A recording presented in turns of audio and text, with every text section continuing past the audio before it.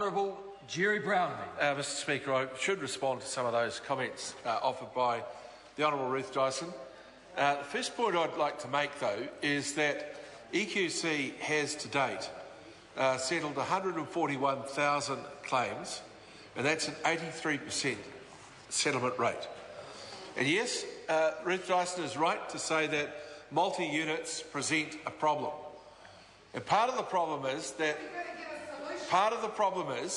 where you will have multiple buildings, and so these are blocks of flats or apartment buildings or anything else, then there can be multiple insurers over them.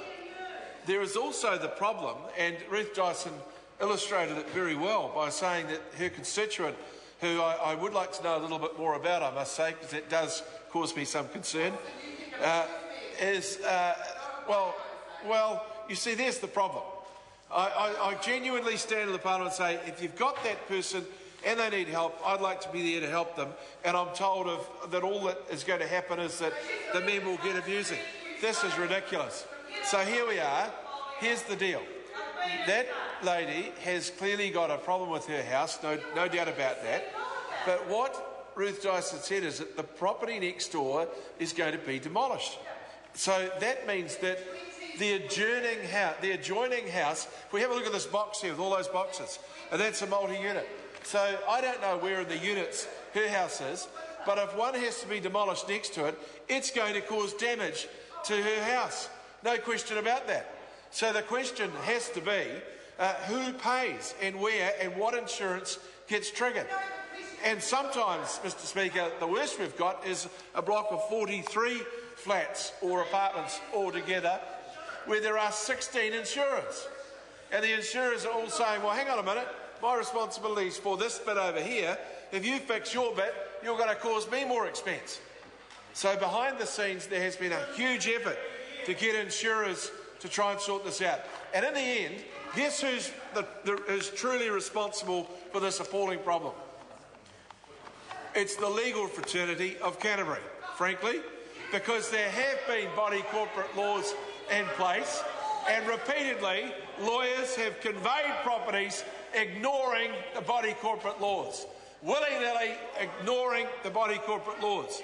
So when I see some of these flash lawyers around town start pontificating on what the EQC should be doing or what private insurers should be doing, I just put it back on them and say, how many multi-units has that particular lawyer conveyed in their time ignoring those body corporate rules? Now, all I'm saying here is that this is a very real problem. It's not something that you can fix by standing up and screaming and yelling at people. It takes a lot of work to get through it. And we are making those commitments, and we are settling those particular issues bit by bit. And I've got to say that coming into the House or going on the TV or getting in the newspaper and having a flick at some of the EQC people is far too easy. They are Canterbury residents themselves. Many of them have got damaged houses themselves. They know what the reality of living in the city is, and they come to work every day and they deal with people's problems, and I admire them for doing it. And frankly, the statistics show that they are doing a very good job. Mr Speaker, I want to briefly finish, Mr Chairman, on the comment from Eugenie Sage, where she talked about the latest wellness index from Canterbury. Firstly, Sarah contributed to that cost, as did private insurers, and I understand EQC as well. So we want to know what the situation is. The international literature tells us that the third year after an event is always the hardest, and we need to know the extent of that problem, and we're not walking away from it, and there are services available for people who are suffering those stresses in their lives. We know that getting people through this is going to be settling all of the EQC issues and making them, getting people back into as much of the groove that their life used to be. Mr Speaker, that is the commitment that the government has made through EQC, and we haven't walked away from any responsibility that we have in Canterbury one little bit.